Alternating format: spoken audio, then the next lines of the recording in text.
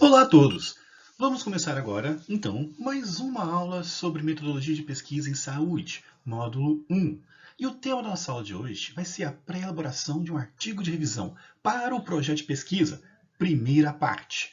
Considerando que hoje, então, nós vamos fazer o esquema, uma esquematização do que será a revisão, seguindo alguns passos importantes que nos norteiam a realmente fazer uma revisão de literatura e não simplesmente um grande resumo de outros trabalhos.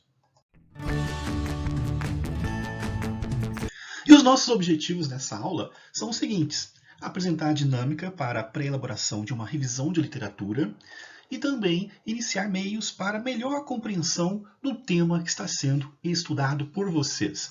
Lembrando que a revisão tem por objetivo ampliar os conhecimentos de uma pesquisa inicial para depois, na parte prática, ter mais segurança, elementos e informações para se chegar às conclusões de forma empírica, ou seja, na prática. E como vai funcionar? Bom, compartilhei com vocês via Google Drive um link no qual vocês têm acesso a uma pasta.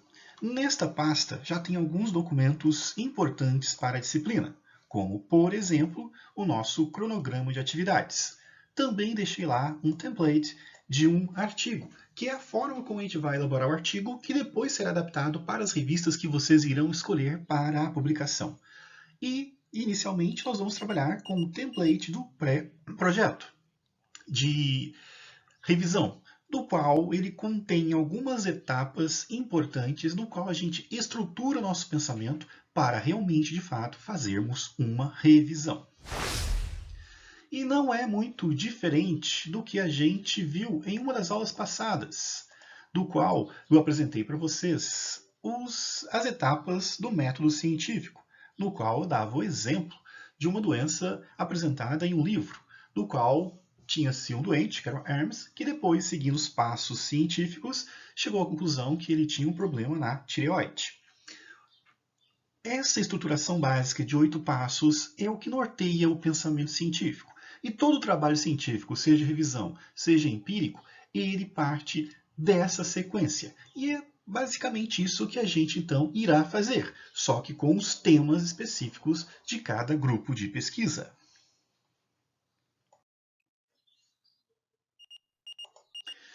Bom, então o que vocês deverão fazer? Deverão acessar, então, esse template.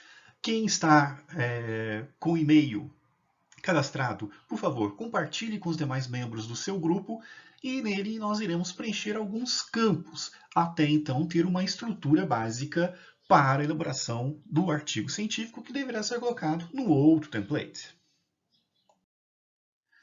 O primeiro item que a gente deve preencher na ficha de elaboração do artigo de revisão é o campo 1, que corresponde à aplicação de observar um fenômeno, que nada mais corresponde ao fato da gente descrever aqui qual o tema da nossa pesquisa. E o tema pode ser descrito de uma forma um pouco mais detalhada, só mostrando a vocês que do que foi escrito aqui com relação ao tema, nós iremos trabalhar ou teremos os elementos para construir a introdução do nosso artigo. Vou dar um exemplo hipotético para vocês. Pode ser que o tema que a gente queira trabalhar seja causas de AVC hemorrágico em pacientes que, mesmo usando NOACs, ou seja, pacientes que vinham usando os novos anticoagulantes e mesmo assim apresentaram casos de AVC hemorrágico. A partir disso, então, a gente vai para a segunda etapa do processo de pesquisa, da metodologia de pesquisa, que é a questão de se fazer um questionamento, ou seja, a capacidade de fazer uma pergunta sobre o tema, do qual deverá ser respondida com o processo de pesquisa, inicialmente com uma revisão de literatura para atualizar as informações e posteriormente na parte empírica, prática, para entender melhor o fenômeno. No nosso exemplo, vou dar a seguinte condição de dúvida. Qual a condição que deixaria um paciente mais susceptível à falha no uso dos novos anticoagulantes? Ou seja, gostaria de saber qual a característica que o paciente teria que o credenciaria a ser um paciente que não teria um bom perfil de aproveitamento desses medicamentos. Então, eu preciso criar as respostas provisórias, que são chamadas de hipóteses. E nesse momento das possíveis respostas, o que nós temos, basicamente, é um palpite, um chute, de coisas que eu acho que pode ser, mas eu não tenho certeza. Somente a pesquisa irá me dizer. Então, eu posso dizer que a resposta para esta pergunta seria a idade do paciente, ou seja, quanto mais avançada a idade, talvez menor chance de se beneficiar com esses medicamentos e ter um AVC. Uma segunda resposta pode ser o gênero, talvez homens e mulheres tenham condições diferentes de resposta a esse fármaco. E uma terceira pode ser a etnia, talvez o afrodescendente ou um asiático tenham talvez respostas diferenciadas. O fato é que dessas três possibilidades eu não sei qual é ou qual é a mais frequente. E é importante que eu saiba essa resposta, por exemplo, para promover uma qualificação na prática médica. Porque se souber que a idade avançada aumenta as chances de falha da terapêutica desses fármacos, novas condutas serão adotadas, novas pesquisas serão feitas para benefício do paciente. E assim para as demais condições também. Certo? Bom, então, frente a essas questões de dúvidas e possíveis respostas, do qual só a investigação científica irá me responder, é que eu passo para as etapas seguintes, que é a etapa 3 e a etapa 4. Na etapa 3, eu preciso fazer um levantamento sobre fatos. São situações que eu observo. Não precisa ser necessariamente da literatura, mas eu descrevo aqui situações observadas que tenham a ver com a minha pergunta. Como, por exemplo, será que alterações hormonais pós-menopausa podem influenciar na questão dos NOACs? Então, hormônios e risco de AVC talvez seja uma questão que eu deva colocar como fato. Então, aqui é tudo o que eu encontro na literatura que pode ser pistas para resolver o meu problema. E na parte número 4, o que nós temos? Nós temos o local aonde nós vamos fazer uma pesquisa bibliográfica.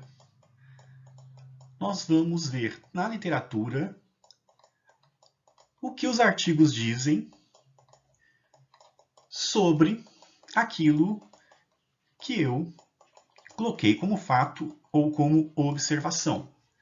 Então, só recapitulando, aqui no item 3, eu escrevo tudo o que observo, sinto, vejo, não há uma rigidez científica na parte 3. Na parte 4, para cada observação que eu fizer, eu tenho que encontrar um artigo que comente a minha observação, concordando ou até mesmo discordando daquilo que eu observei. Esta revisão da literatura, ela tem um modo próprio de ser feita. Geralmente, ela segue o seguinte padrão, do qual a gente estará utilizando para mostrar como que a gente fez o nosso artigo. E é preciso que vocês anotem algumas coisas que são importantes para esta atividade, porque depois no artigo será muito importante ter essas informações para dar a confiabilidade necessária ao processo de elaboração do artigo. Então é necessário que, durante a pesquisa dos artigos, regras iniciais sejam adotadas. Primeiro, vocês têm que anotar as palavras-chave que vocês estarão utilizando. Então anotem todas as palavras-chave para que depois a gente mostre como foi feita a nossa pesquisa para a revista que a gente pretende publicar. E segundo, as próximas regras. Os idiomas que geralmente a gente pesquisa é o português, inglês e espanhol. Também é necessário que os artigos tenham uma relação direta com o objeto de estudo em questão. Também os artigos não podem ter conflitos de interesse, o que acaba sendo expresso nos próprios artigos, porque existem situações de pesquisas patrocinadas, por exemplo, por laboratórios farmacêuticos, do qual a gente não sabe se há uma intenção por detrás de promover o medicamento, em vez de realmente apresentar dados científicos puros, e uma questão temporal, de preferência de 2000 de 10 anos de existência o artigo. Artigos muito antigos não são interessantes, salvo tenha alguma justificativa prévia para o seu uso. Então, artigos recentes de preferência. Seguindo, então, essas regras, nós podemos, então, construir, né, o que a gente pretende de revisão de literatura e o que a gente vai ter aqui exemplificando seria basicamente isso. Dando um exemplo para vocês. Uma descrição de fatos e aqui trecho dos artigos correspondente ao fato. Então, o que vocês terão que fazer é elencar os fatos, procurar os artigos e colocar um trecho do artigo que tenha a ver com o fato em questão. Isso para, no mínimo, 10 fatos. Então, resumindo, tenho que elencar os fatos, para cada fato fazer uma pesquisa bibliográfica, ler o artigo e extrair um trecho do artigo que tem a ver com o fato que eu elenquei, que pode estar concordando ou discordando com o fato que eu levantei. Isso tudo é o processo embrionário para se ter a revisão da literatura que a gente pretende fazer. Algumas dicas importantes com relação à elaboração da pesquisa bibliográfica. Primeiro, a gente vai usar as fontes de informação que a gente viu na aula anterior. Vou dar o exemplo do PubMed, que é uma das que a gente acaba mais utilizando. Uma vez então que a gente utiliza o PubMed, nós temos que ter algumas técnicas para fazer a pesquisa mais fidedigna. Uma delas é a seguinte: utilização dos termos and, or, and not para fazer a pesquisa. Isso para que ela não fique muito abrangente e seja realmente direcionado para aquilo que a gente propõe. E no disco virtual eu deixei um material que tem uma breve explicação sobre esse tipo de pesquisa que não é complexa de fazer, né? Mas traz resultados práticos muito bons. E também deixei um artigo que explica também a questão dessas buscas, considerando a parte de evidência e considerando, né, também essa forma de fazer pesquisa, com or, and e not. Bom, dando sequência então, uma vez que eu faço esse tipo, né, de organização para a minha pesquisa, terei então que colocar os termos, que pode ser, por exemplo, né, uma questão no AC bem associado a uma questão da etnia, uma questão do NOAC pesquisando entre homens e mulheres, uma questão do NOAC excluindo o Clube do GREL, por exemplo, para ter mais o estudo focado naquilo que eu pretendo encontrar. Feito isso, então, terei a minha pesquisa, do qual, então, terei que fazer a seleção do artigo. Aqui, uma recomendação importante. Vocês deverão anotar a quantidade de artigos encontradas, porque mais para frente, na metodologia da revisão, nós temos que citar para cada unitermo que a gente utilizou a quantidade de artigos que apareceram e quantas que a gente acabou utilizando de fato. E para encerrar, o que é importante que a gente adote também é usar artigos com maior força de evidência possível, de preferência de estudos caso controle para cima. E, se possível, usando revisões sistemáticas. Isso por quê? Porque quanto maior a força de evidência, maior a confiabilidade do estudo que está sendo apresentado. E também dará mais consistência para a revisão que a gente está propondo fazer. Então, uma recapitulação breve, então, utilizar os sítios de pesquisa, pode ser primário ou secundário, utilizar as técnicas recomendadas para fazer pesquisa, como foi também apresentado, do and, or not, e buscar também artigos que tenham maior força de evidência. Certo? Feito isso, nós então, preenchido, né, os 10 fatos e os 10 trechos de artigos, avaliando os fatos que a gente levantou, tendo por norte a questão da nossa pesquisa, a gente faz então um breve resumo da mesma no campo número 5. E depois, no campo número 6, a gente faz o quê?